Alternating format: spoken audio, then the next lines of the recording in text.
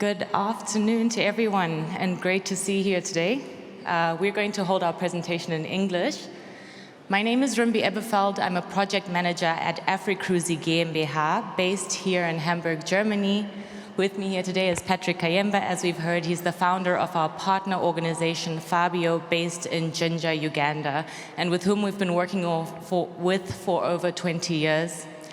Our topic for today, as we can see, is new markets for e-mobility on the African continent, specifically also e-bike mobility, which is something where we see a great potential and would like to share with you a little bit about why we see this potential and how we're going about working on this topic. Oh, we didn't get, sorry, something to change the slides. Okay. Great. So a bit about who we are. We are a company, as I mentioned, but we were founded by an NGO called Jurist that's also based here in Hamburg. Jurist has been working on sustainable transport on the African continent for the past 20 or so years. And this idea of e-bikes in Africa, this came up through a joint vision of Jurist as well as FABIO, and we had this thought to create a new mobility option that is affordable for a majority of the Africans. And given that we come from this background of NGO, we carry that forward and that we tackle the SDGs as well. That's a very important factor for us. It's not about just bringing out e-bikes, but about making sure that they impact, job creation, reducing the gender bias in transportation as well as in income generating purposes. We make sure that we tackle poverty issues, fight pollution. So having this whole background of the SDGs is a very important part of the way that we do our work. And looking at where we have some of our bikes or some of the use cases we have, at the moment we have 500 plus bikes. This is so that company exists since a bit more than a year, but the NGO has been handing out bikes for the last 2.5 years, and even a bit longer. We've already been researching it, and they're being used for various use cases, some of it for income generating purposes, currently in 8 different African countries.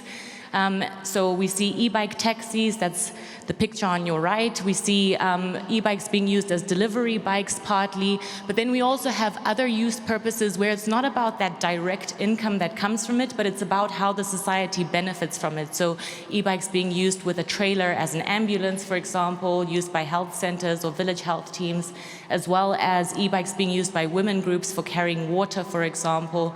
And then we also have some that are just used as commuter bikes. So the picture we have on the bottom left is something that our partners in Benin sent to us recently, where people simply commute using these e-bikes.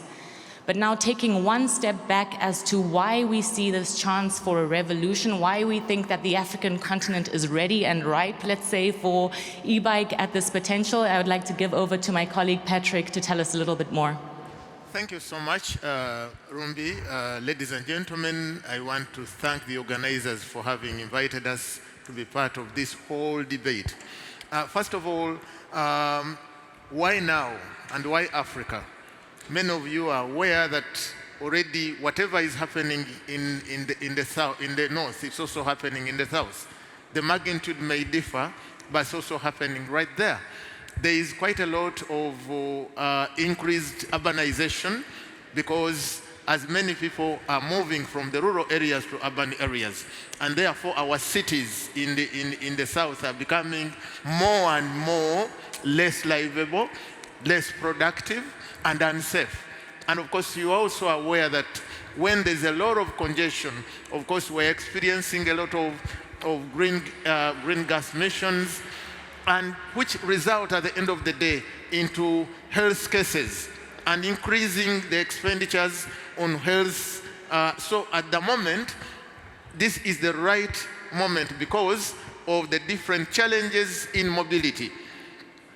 There are so many motorcycles that are coming on board, and at the end of the day, these are two-wheelers polluting the environment, and that becomes a bit of a challenge. Then the issue is, why Africa? Africa in the next few years actually is becoming one of the biggest markets for e-bikes at the moment, because you may be aware that because of the different economic disparities, not many people have the capacity to save money or even use microfinance to be able to secure vehicles for themselves. And at the end of the day, they have to rely on other people. You are also aware that even when people are supposed, for example, to commute from one place to another, or even trade by public transport using, like, for example, bicycle taxis or using motorcycle taxis, even the taxi operators have to pay a lot more money and earn little because they cannot have their own bicycle or rather motorcycle taxi. The landscape of e-mobility is also growing because at the end of the day, the economic changes are also affecting our economy. Because at the end of the day, you may be aware that motorization is actually on the increase in Africa at the moment. And many of the vehicles that are actually being imported are second-hand vehicles. Just a little, even when there is incentives, there are incentives from government of less taxes that are levied on brand new vehicles. Not many people can afford to secure brand new vehicles. And at the end of the day, it becomes a bit of a challenge. There is a lot of demand for deliveries. There is a lot of demand to actually complete the supply chain from production up to market. And that is increasing day by day.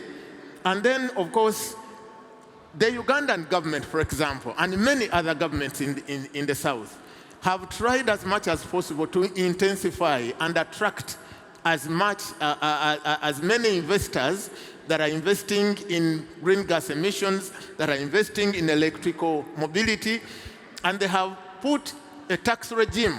For example, in Uganda at the moment, you can be able to bring in e-bikes with no taxes at the moment. But that is, of course, temporary. It may not last for long, but can we use that opportunity? For example, in the through the East African community, you can be able to import as many e-bikes as possible to ensure that they serve the purpose. So, right now, the landscape for e-mobility is either now or never. Yes. We helped solve quite a number of things. For example, I already mentioned about the high transport costs among the people, from not only taking their goods to market, but also commuting and going for work, at the same time being able to deliver and access social services. So that has enabled people not to have many alternatives. And with the least alternatives, that means, therefore, people have to rely on sustainable transportation. There's not a lot of microcredit. So what we are doing at the moment is to try as much as possible to reduce on the transport burden. Transport burden for the people going to work, for the women groups, for people accessing water, and people accessing education, because a bicycle in Africa is not just a bicycle. It's a bicycle as a source of livelihood in one way or the other. So we want to encourage as much as possible to ensure that we use the savings of green gas emission, the carbon savings, so that we can be able to attract as many people as possible to get and secure income that can be able to compensate on the damage that has been created. Yes, all in one solution. What do you have to say about that? Thank you, Patrick. So I think hearing these challenges and everything as well that we try and help to solve, I think something that's important for us to mention as well is that we see ourselves as more than just an e-bike company. It's not about just, again, taking out e-bikes, selling them, and then we've done our job. the cash is in our pocket. For us, it's looking at this whole ecosystem. It is a new mobility, it is a new innovation, and it's something that has to be brought into the market in the right way. So for us, it's about how are these bikes going to be charged? Can the batteries be swapped? How can we set that up? Patrick already mentioned financing is an issue, so we try and see how we can set up microfinance systems for people to afford the bikes. After sales is another big issue. Again, you can't just buy a battery locally or a motor locally, so most mechanical parts of the bike, those can be sourced on the local markets, but every electric part that comes to it, we need to make sure that there's spare parts available if necessary. We need to make sure that there's people trained on how to do these repairs and maintenance. That's a big part for us as well. See how jobs can be created and everything we do in partnership. So again, you see some examples of the partnership here, but we continue to look for partnerships in distribution, in finance, in different areas as well. And so for us, again, it's about this entire ecosystem, and I won't go through each and every point due to trying to keep to the time that we're given, but our stand is just around the corner, so please feel free to come and talk to us a little bit more. It's covered by the sign here, but it's just there. Come and talk to us a bit more. But in general, again, it's about this ecosystem around providing this e-mobility solution and not just providing the vehicle. We started off with this bike on the left, and again, we have a model of that here as well. But after having these bikes, again, over 508 different countries, we were able to gather data. We were able to see what changes need to be made, where there's perhaps gaps in the technology, and how we can bring that forward. So we've given it a stronger motor. We've increased the battery capacity. We've even given the chance for a second battery.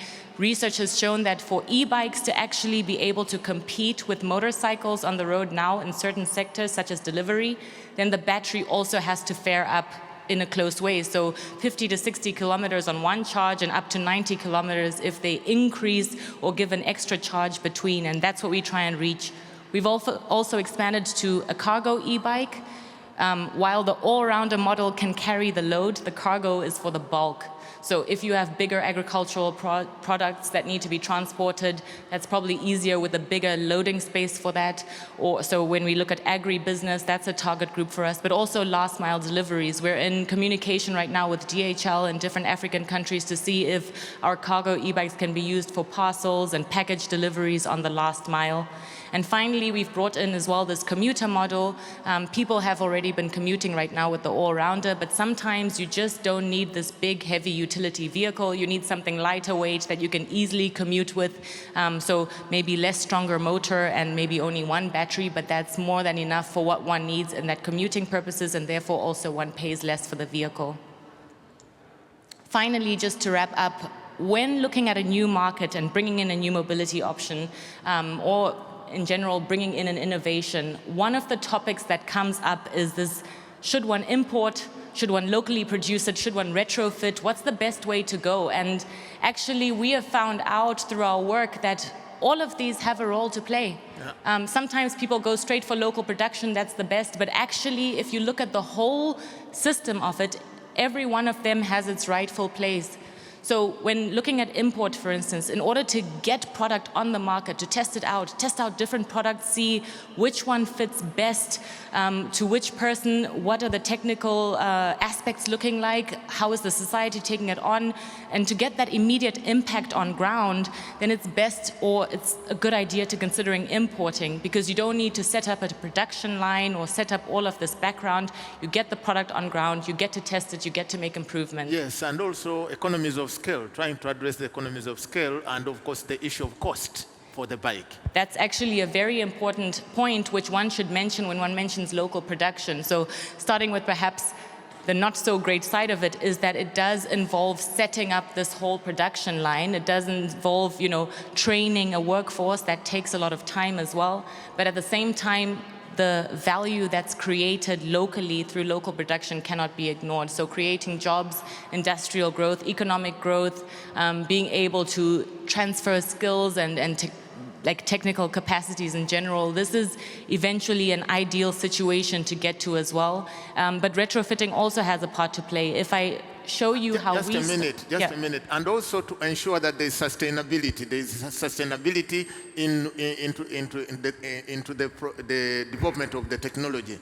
and the capacity that can remain within the country, and also increase on solving questions of employment, questions of ensuring that the value chain is actually put up its logical conclusion.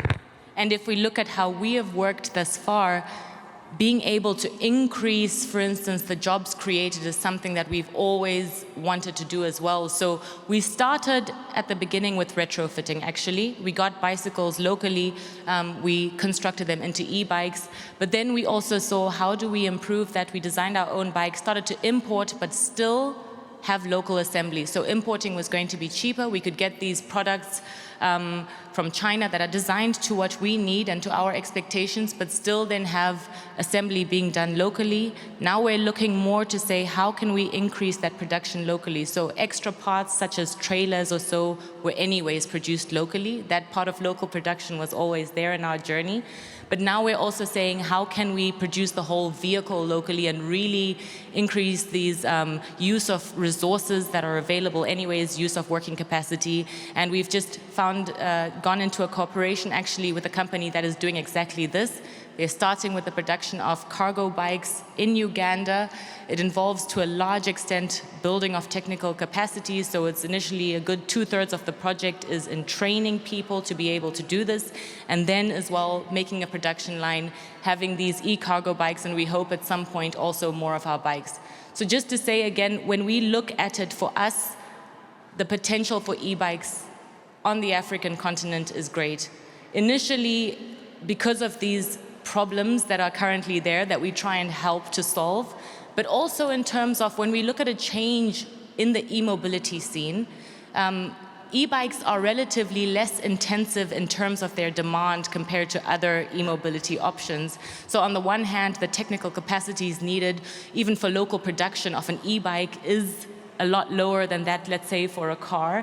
But at the same time, if we look at demands in terms of infrastructure as well, charging larger batteries, like for motorcycles or for cars, is a lot more demanding than what you would need for charging e-bikes. So in terms of the demand and what's needed, as well as in terms of actually being able to give this solution and to be able to implement it, we see e-bikes as the perfect solution. Yeah. Thank you very much.